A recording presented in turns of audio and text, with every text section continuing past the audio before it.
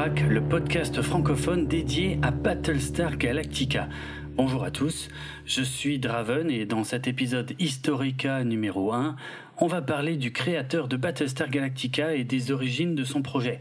C'est parti. Alors, vous vous en doutez probablement, mais comme Gene Roddenberry pour Star Trek, George Lucas pour Star Wars ou Joe Michael Straczynski pour Babylon 5, l'origine de Battlestar Galactica, il y a un homme, Glenn Albert Larson. Il est né en 1937 et si vous avez regardé la télévision pendant les années 80-90, vous connaissez forcément son nom. Il a commencé sa carrière en 1956 en tant que chanteur au sein du groupe The Four Preps. Ils étaient très actifs de 1956 à 1967 et les Four Preps étaient à la base un groupe qui était composé d'étudiants de Hollywood High School. Et Glenn Larson fait partie de ses membres fondateurs. C'était 4 chanteurs en fait. Et Glenn Larson était à la fois compositeur et chanteur baryton. Leur plus grand succès, c'est le morceau 26 Miles, entre parenthèses Santa Catalina, qui est arrivé numéro 2 des charts en 1958.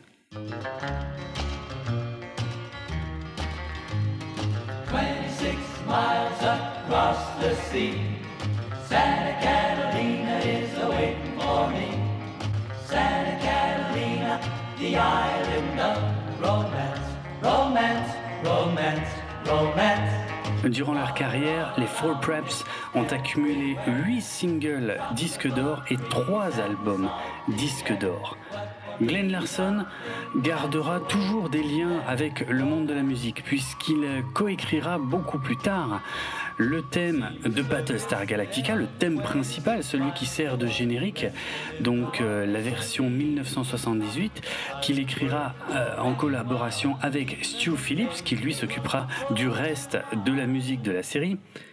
Et il sera également le co-auteur d'un 45 tours qui se vendra très bien en 1984, un morceau intitulé Unknown Stuntman qu'il a coécrit avec Dave Somerville, qui était lui aussi un ancien membre des Four Preps, même si Dave Somerville et Glenn Larson n'ont pas fait partie des Four Preps à la même période.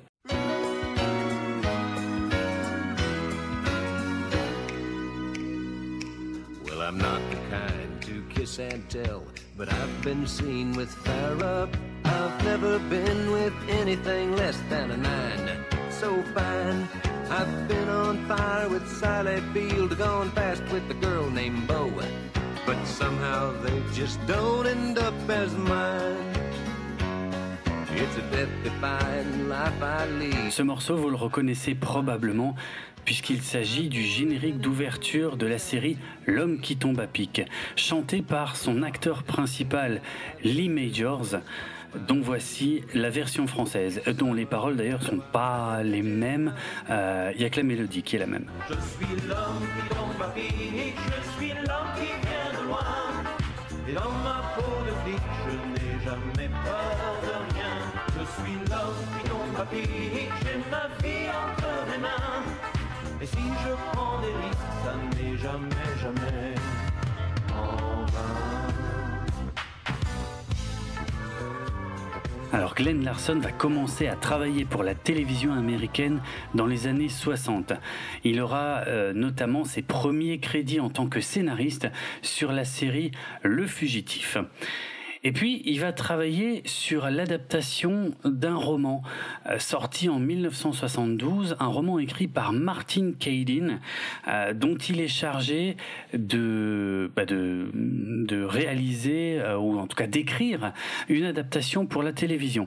Le roman s'appelle Cyborg, et la série télévisée qui en est adaptée va s'appeler L'homme qui valait 3 milliards, The $6 Billion Man en VO.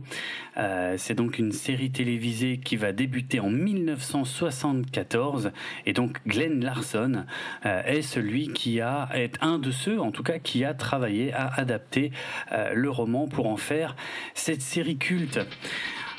Il va être producteur ou producteur exécutif comme ça d'une dizaine de séries télévisées entre la fin des années 60 et la fin des années 70.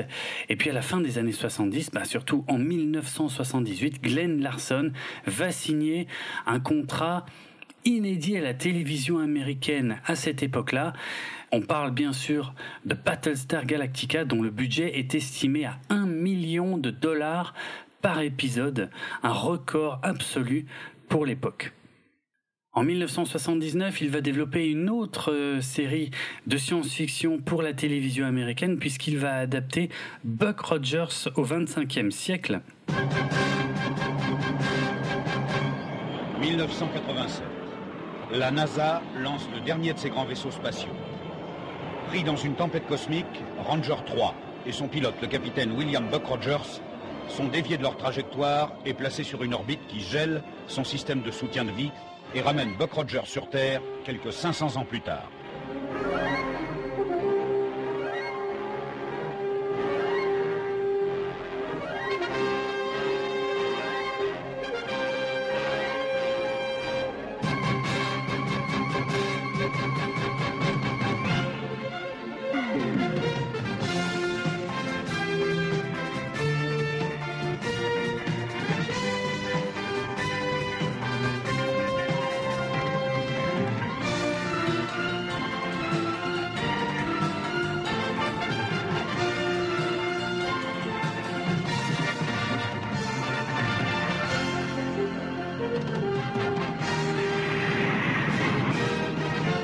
Il s'agit en fait de l'adaptation du personnage de comics, du personnage de Buck Rogers, qui est déjà très connu, puisqu'il a été créé en 1928 par Philip Francis Nolan.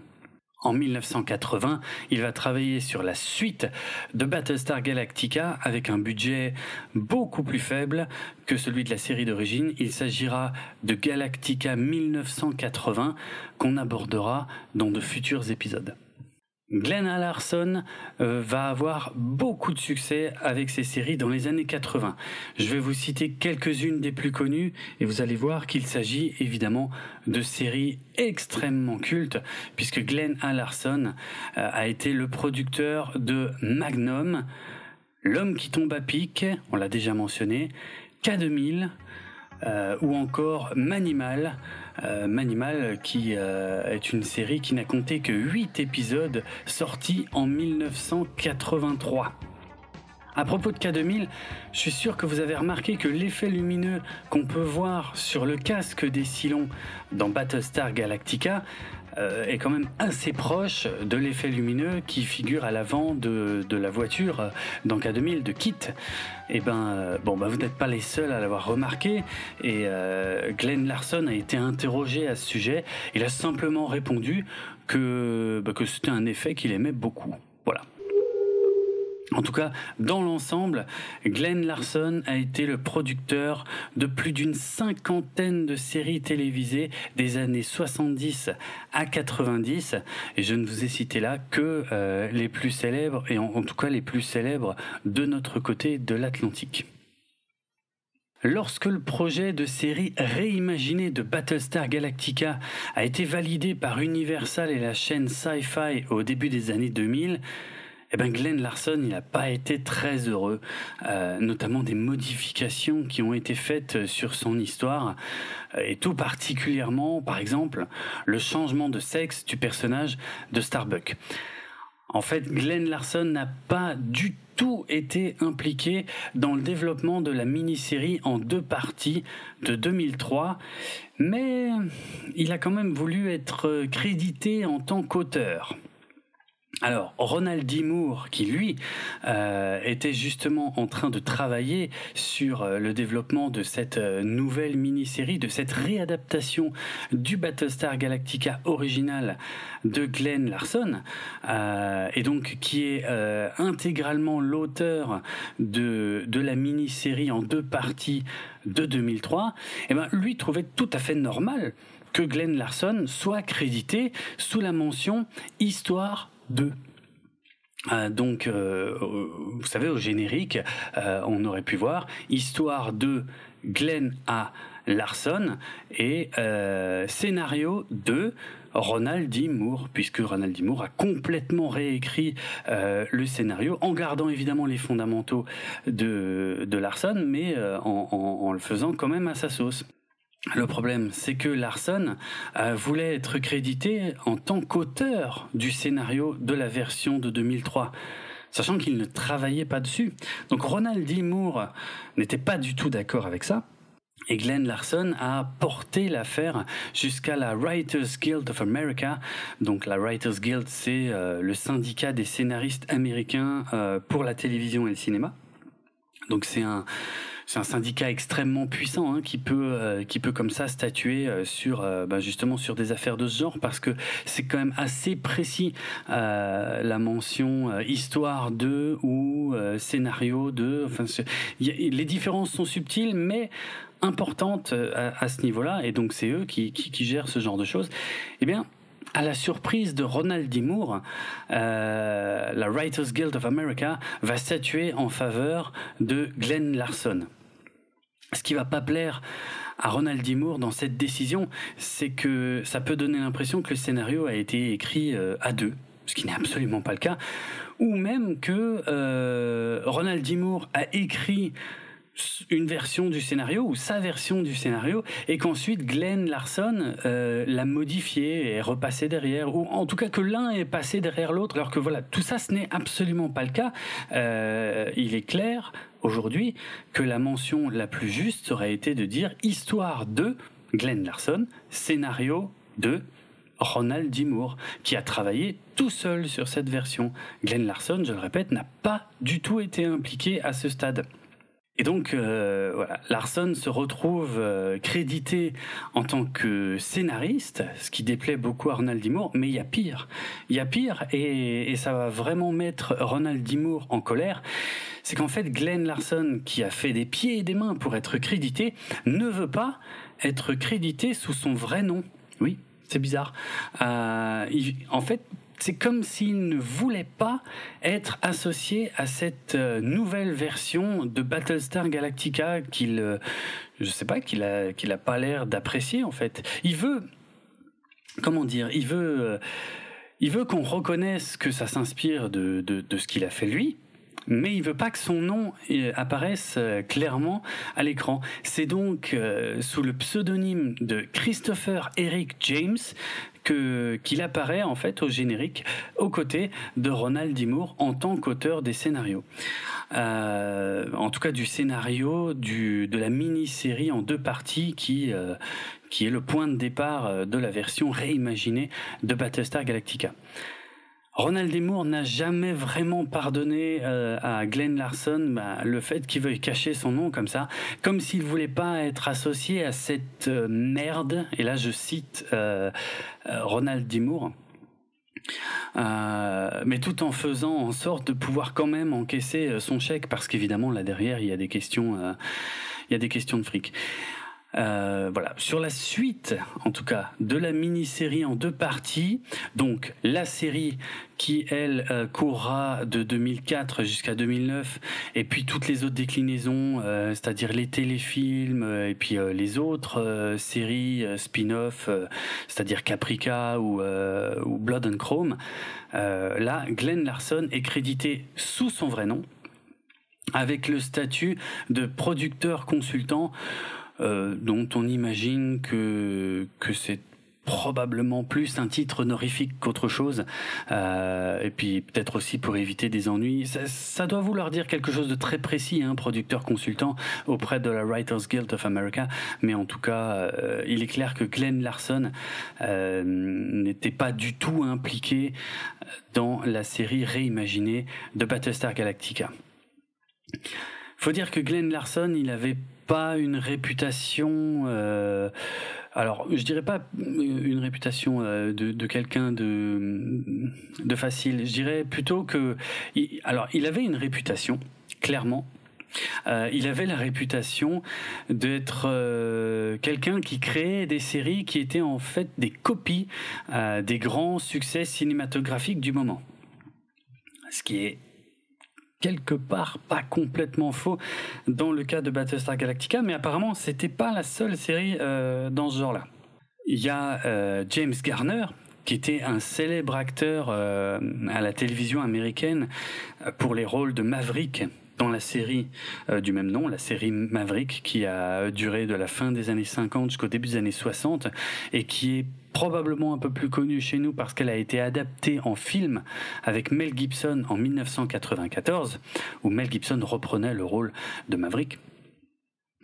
Mais l'acteur dont je suis en train de parler, James Garner, avait aussi une apparition dans le film où il jouait le père de Maverick.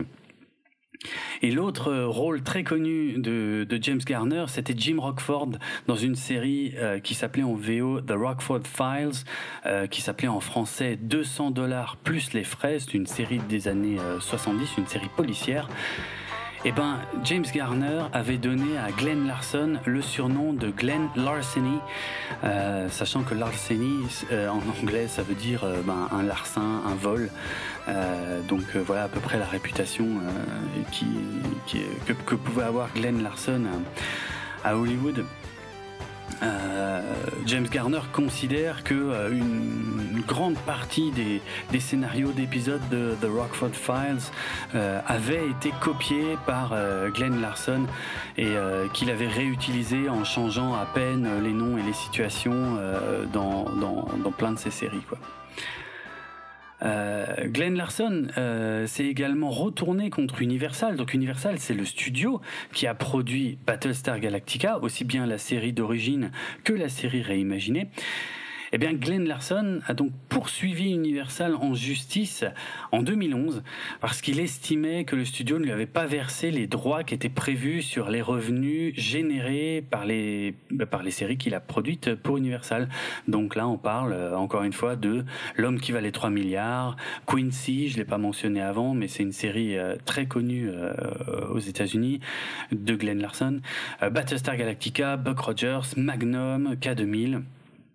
Voilà, c'est un procès qui avait fait beaucoup de bruit à l'époque mais qui finalement n'a pas vraiment été à son terme puisqu'un arrangement, donc probablement financier, un arrangement a été trouvé entre les héritiers de Glenn Larson et le studio en décembre 2015. Et pourquoi ce sont les héritiers de Glenn Larson qui ont trouvé cet arrangement en 2015 ? Tout simplement parce que Glenn Larson est décédé en novembre 2014 des suites d'un cancer à l'œsophage à l'âge de 77 ans. D'ailleurs, par le passé, Larson avait déjà attaqué Universal concernant un désaccord sur les droits de Battlestar Galactica. Et le résultat avait été que Universal avait conservé les droits sur la série télévisée. Donc là, on parle de la série d'origine. Et Larson, lui, avait pu conserver les droits des versions long métrage, c'est-à-dire des épisodes remontés, on en reparlera plus tard, mais des épisodes qui étaient remontés pour en faire des films, pour être projetés dans les cinémas. Donc à quelques petites scènes près, il s'agit de la même chose que la série télévisée, mais bon, voilà. Pour les droits télévisés, c'était à Universal qu'il fallait s'adresser. Pour les droits d'exploitation en salle de cinéma, c'était à Glenn Larson qu'il fallait s'adresser. Alors, en quoi a consisté précisément le travail de Glenn Larson sur Battlestar Galactica ? Eh bien, en plus d'être producteur de la série, donc un petit peu le grand Manitou qui a pris toutes les grandes décisions, il a également signé le scénario d'une dizaine des 24 épisodes de la série originale. Et notamment, il est le seul scénariste crédité sur le téléfilm d'origine, donc Saga of a Star World, ou connu en France sous le titre Galactica, la bataille de l'espace. Voilà, tout ce qui figure dans ce téléfilm de départ, qui est plus ou moins l'équivalent des 3 premiers épisodes de la série, tout ce qui figure là-dedans a été intégralement écrit par Glenn Larson, et Glenn Larson seul, ce qui fait que tous les fondamentaux de Battlestar Galactica, ce sont bien à Glenn Larson qu'on les doit. Alors je vais faire une petite parenthèse pour parler d'un des collègues de Larson. Je vais parler de Donald Paul Bellisario. Donald P. Bellisario, c'est pareil, je suis sûr que vous avez déjà vu ce nom dans des génériques de séries télévisées. Alors, Donald P. Bellisario a été embauché par Glenn Larson en tant que producteur superviseur sur Battlestar Galactica, donc la série originale, après le téléfilm d'origine, donc à partir des épisodes Les Dieux de Kobol. Et Donald P. Bellisario a coécrit 11 épisodes de Battlestar Galactica, la série originale, bien sûr, toujours, et il en a également réalisé 2 épisodes. Et si son nom vous dit quelque chose, c'est parce que Donald P. Bellisario est le créateur de Magnum en 1980 avec Glenn A. Larson, et il est également le créateur des séries Supercopter en 1984, Code Quantum en 1989, le JAG en 1995 et NCIS, qui était à la base un spin-off du JAG qu'il a lancé en 2003. Et Donald P. Bellisario a pris sa retraite en 2007. Donc on peut dire que quasiment tous les épisodes de Battlestar Galactica version 1978 ont été écrits soit par Glenn A. Larson, soit par Donald P. Bellisario, à l'exception de 2 épisodes. Alors, qu'est-ce qui est à l'origine du projet Battlestar Galactica ? Le projet d'origine, il remonte à une bonne décennie auparavant, en fait. C'est un projet que Glenn A. Larson avait proposé à Universal en 1967. Donc en 1967, on est contemporain de la diffusion originale de la série Star Trek originale. Et l'idée de série de science-fiction de Glenn Larson s'appelle Adam's Ark, qu'on pourrait traduire par l'Arche d'Adam. On suppose que c'est l'échec de la série originale de Star Trek à la télévision américaine qui a d'ailleurs penché dans la balance et qui a fait que ce projet de série Adam's Ark a été refusé par Universal. Alors on sait de quoi ça devait parler. Glenn Larson a expliqué que son idée de départ, c'était de parler des origines de l'humanité dans l'univers. De prendre des histoires de la Bible et de les déplacer dans l'espace. De faire comme si les histoires de l'Ancien Testament avaient eu lieu dans l'espace avant que les hommes n'arrivent sur Terre. Donc on remarquera que pour Glenn Larson, parler des origines de l'humanité et parler de l'Ancien Testament revient au même. Ça, c'est un élément important sur lequel on reviendra également, puisqu'il a toujours mêlé origine de l'humanité et une certaine forme de mysticisme, on va dire ça comme ça pour l'instant. Alors plus précisément, de quoi devait parler Adam's Ark ? Selon Larson, on devait y suivre un milliardaire du genre Howard Hughes qui assemblait tout un équipage composé de scientifiques, d'athlètes, d'artistes. Et là, on parle des meilleurs scientifiques, des meilleurs athlètes, des meilleurs artistes, des meilleurs, en fait, dans leur catégorie respective, qui quittaient la Terre dans un vaisseau alors que la planète est sur le point d'être détruite. Pour rentrer un tout petit peu plus dans les détails, à peu près les seuls qu'on connaît d'ailleurs au sujet de Adam's Ark, tous ces gens importants étaient invités dans un grand immeuble au look spatial. Je vous laisse imaginer ce que ça peut vouloir dire. Donc un grand immeuble au look spatial qu'on pouvait trouver au milieu du désert du Nevada. Et à un moment, tous les invités ont une sensation étrange. Ils sentent une vibration, un tremblement, je ne sais quoi. Eh bien, l'immeuble a quitté la Terre parce que les ordinateurs du milliardaire ont calculé que celle-ci allait bientôt être détruite par un holocauste nucléaire. D'autres versions, d'ailleurs, mentionnent une autre catastrophe. En tout cas, ce dont on est sûr, c'est que la Terre doit être détruite et que ce milliardaire a réuni les meilleurs des meilleurs et sans vraiment leur demander leur avis, les emmène dans l'espace. l'inspiration évidente de cette histoire. On retrouve cette idée d'Ancien Testament, puisque l'inspiration, c'est clairement l'arche de Noé, mais au lieu que ce soit des animaux, c'est, on va dire, entre guillemets, les meilleurs représentants de l'espèce humaine. Alors, ce point de départ de la série Adam's Ark, qui ne s'est jamais concrétisé, en y réfléchissant un peu, ça semble quand même pas mal éloigné de ce qu'est devenu Battlestar Galactica. Et il y a pas mal de débats à ce sujet.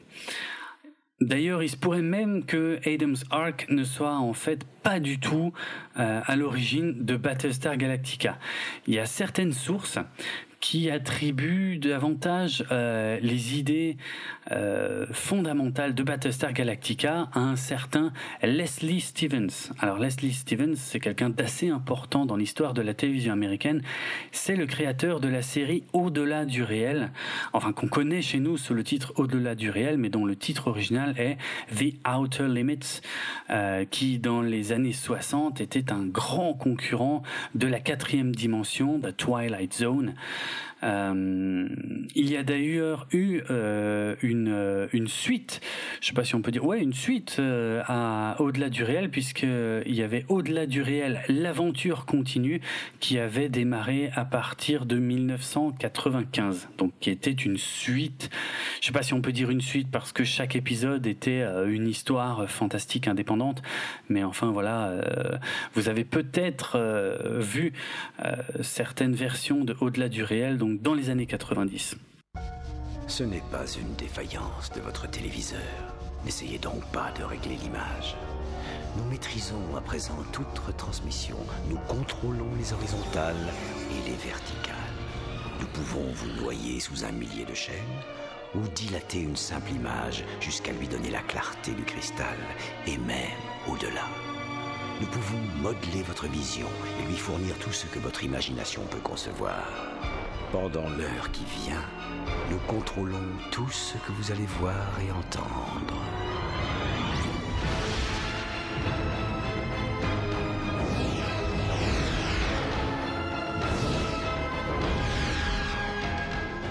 Nous partagerons les angoisses et les mystères qui gisent dans les plus profonds abysses, au-delà du réel. Il semblerait que Leslie Stevens avait déclaré à une époque qu'il avait l'intention de discuter de concepts qui ressemblaient quand même pas mal à ce qu'est devenu Battlestar Galactica avec Glenn Larson. Et certaines personnes continuent de penser que on doit presque plus à Leslie Stevens qu'à Glenn Larson dans cette histoire. Pourtant, Leslie Stevens, lui, a toujours affirmé que Larson était le seul et unique créateur de Battlestar Galactica et qu'il n'y avait absolument aucun contentieux entre les deux hommes. D'ailleurs, Leslie Stevens a travaillé avec Glenn Larson sur un épisode de Battlestar Galactica et sur la série Buck Rogers en 1979. Alors, pourquoi est-ce que Adam's Ark est aussi différent de ce qu'on connaît de Battlestar Galactica? Est-ce que les deux sont vraiment liés? Eh bien, je vous ferai part d'une théorie à ce sujet, mais ce sera dans un futur épisode de Galactifrac. En tout cas, lui, Glenn Larson, il a toujours affirmé l'origine de Battlestar Galactica, c'était son projet Adam's Ark. Et en 77... il se passe un truc, donc 10 ans après que son projet Adam's Ark a été refusé, en 77, il se passe un truc incroyable. C'est l'explosion Star Wars dans le monde entier, évidemment aux États-Unis avant tout. Star Wars connaît un succès phénoménal comme on n'en avait pas vu depuis probablement presque même jamais vu en fait dans l'histoire du cinéma, en tout cas en termes de phénomènes populaires avec des produits dérivés, avec toutes sortes de choses qui étaient relativement nouvelles pour l'époque. Et qu'est-ce qui se passe à la suite de ça? Eh bien évidemment, tous les studios veulent faire soudainement de la science-fiction.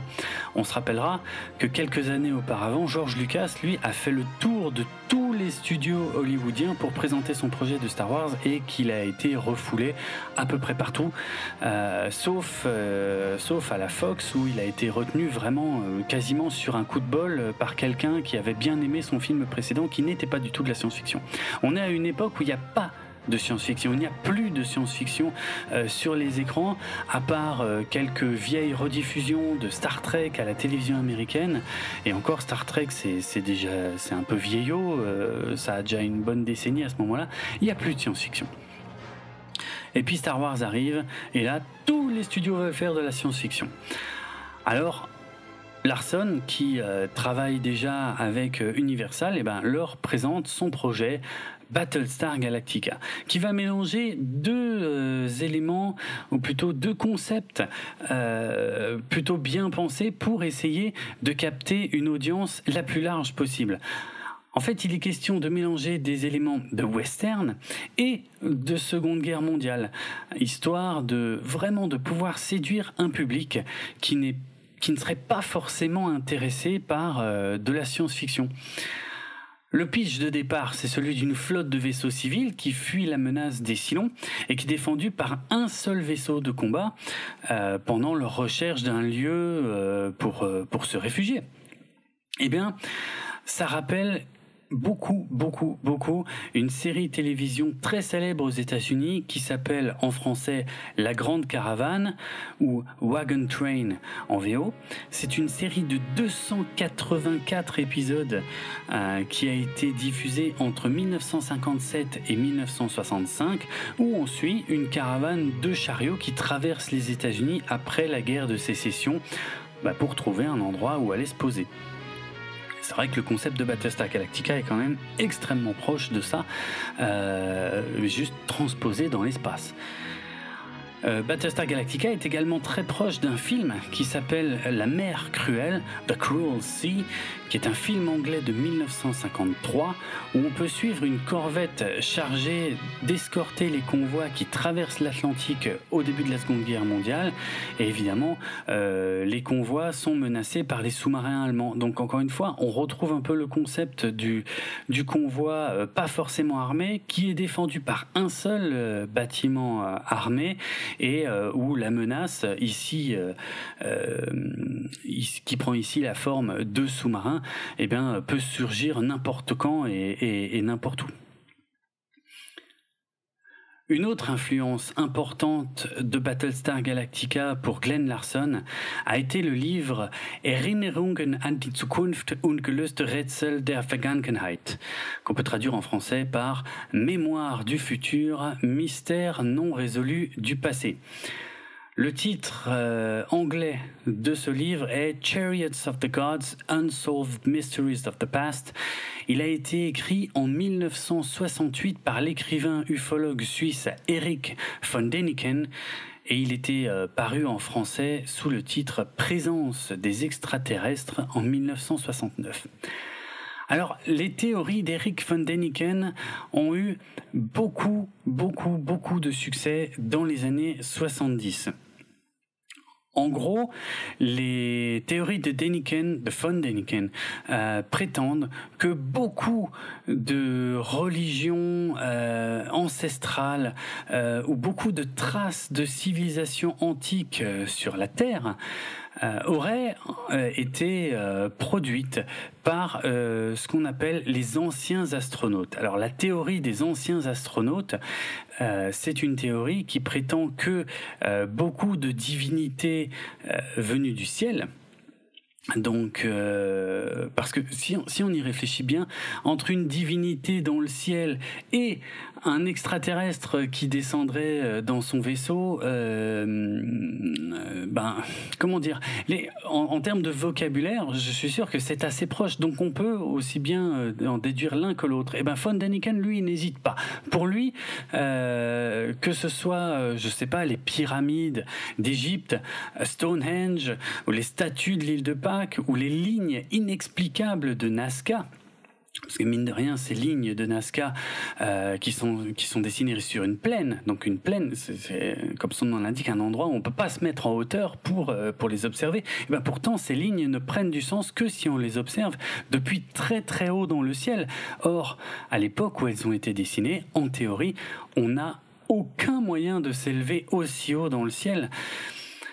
Donc, selon Von Däniken, comme vous l'avez deviné, tout ça, ce sont des messages, soit des messages adressés à des extraterrestres, soit des peintures comme ça très très anciennes qui représentent des créatures dont on pourrait deviner un casque ou une espèce de combinaison, ou encore tous ces bâtiments là que j'ai mentionnés auparavant, dont on ne sait même pas comment ils ont pu être construits. Donc aujourd'hui, on aurait du mal à en construire des équivalents. Et selon Von Däniken, les technologies qui ont été utilisées pour construire tout ça provenaient des extraterrestres. Donc voilà, c'est en gros, les extraterrestres auraient influencé des civilisations antiques sur Terre, qui en seraient peut-être même les descendants. Et donc aujourd'hui, nous, terriens modernes, pourrions également être les descendants d'extraterrestres qui auraient visité notre planète il y a extrêmement longtemps.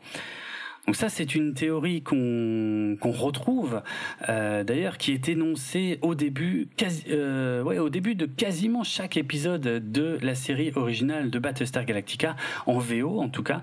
On en rediscutera, mais en VF, le texte a été modifié pour les épisodes qui suivent le téléfilm original.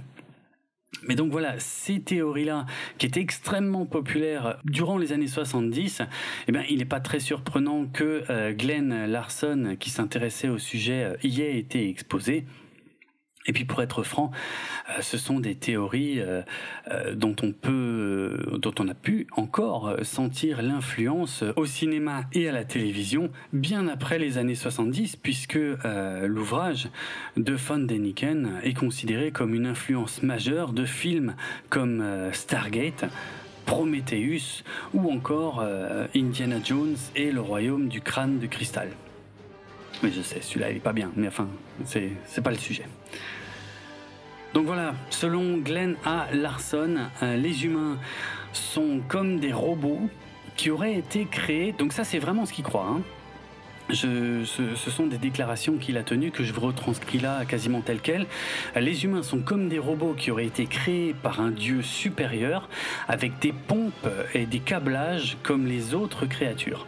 Donc là, je fais une petite parenthèse parce que je trouve qu'à la vision de la série réimaginée par Ronald D. Moore, je trouve que ces affirmations d'humains qui sont comme des robots assemblés prennent un sens assez savoureux, je trouve. Donc, Glenn Larson considère que l'ADN est la recette utilisée par Dieu pour créer l'homme. Comme je le disais, Glenn Larson n'hésite pas à mélanger religion avec les origines de l'homme. Et il voit l'histoire de Battlestar Galactica comme un parallèle avec l'Exode, le fameux Exode du peuple juif qu'on peut retrouver dans l'Ancien Testament, suite à une attaque initiale du type de celle de Pearl Harbor. Donc voilà, pour lui, Battlestar Galactica, c'est l'Exode qui fait suite à l'attaque de Pearl Harbor dans l'espace. Il pense aussi que le voyage est plus intéressant que la destination. Et c'est vrai que son intention avec la série originale, c'est quand même plutôt de raconter tout ce qui va se passer pendant le voyage, plutôt que de s'intéresser concrètement à la fin du voyage et au fait de trouver la Terre. Et il est conscient que beaucoup de ces concepts sont quand même très religieux, très inspirés par la religion. Ça aussi, ça fera l'objet d'un futur épisode de Galactifrac. Mais il dit qu'il a toujours fait attention à pas aller trop loin dans le domaine de la religion pour ne pas froisser les convictions des spectateurs. Son but, c'était avant tout de raconter des histoires. Donc voilà, le concept de Battlestar Galactica tel qu'il le présente à Universal en 1977, donc suite au succès colossal de Star Wars, il est validé, il est accepté par Universal et il lui signe donc une mini-série de 7 heures qui doit être diffusée à la télévision à l'automne 1978. Alors non, je ne me trompe pas, ce n'est pas une série complète qui a été commandée à Glen Larson, ce n'est qu'une mini-série de 7 heures qui est décomposée de façon très claire en un pilote de 3 heures. Alors, à la télévision, un téléfilm de 3 heures, ça veut dire en fait un téléfilm qui dure 2h15 et les 45 minutes restantes étant des espaces publicitaires. Donc, les 7 heures dont je parlais, c'est un pilote de 3 heures et puis 2 épisodes de 2 heures chacun. Voilà, donc ça fait en gros 3 téléfilms, donc c'est pour ça qu'on appelle ça une mini-série. C'est une mini-série en 3 parties, une mini-série en 3 films. Et donc, je le répète, un film de 3 heures, c'est en fait un film de 2h15 sans les publicités, et un téléfilm de 2 heures, c'est en fait un téléfilm de 1h30 sans les publicités. Alors des moyens sans précédent à la télévision américaine, à cette époque-là, vont être déployés pour concrétiser ce projet. Et ça, ce sera le programme du prochain épisode Historica de Galactifrac. Alors Galactifrac, le podcast, est disponible entre autres sur Apple Podcast et sur Spotify et sur toutes vos applications de podcast. D'ailleurs, comme on est dans les premiers épisodes, si vous ne trouvez pas Galactifrac auprès de votre fournisseur de podcast, n'hésitez pas à lui signaler l'existence de Galactifrac.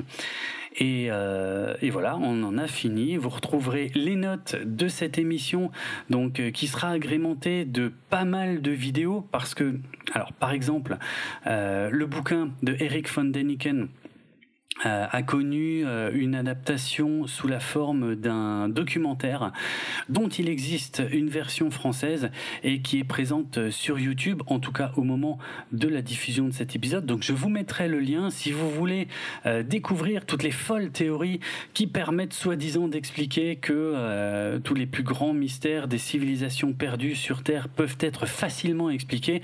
Alors je précise, sans aucune preuve, sans aucune preuve concrète, mais voilà, peuvent soi-disant être facilement expliqués par la venue d'extraterrestres il y a très longtemps sur notre planète. Vous trouverez notamment le lien dans les notes de l'émission que vous trouverez sur le site galactifrac.lepodcast.fr.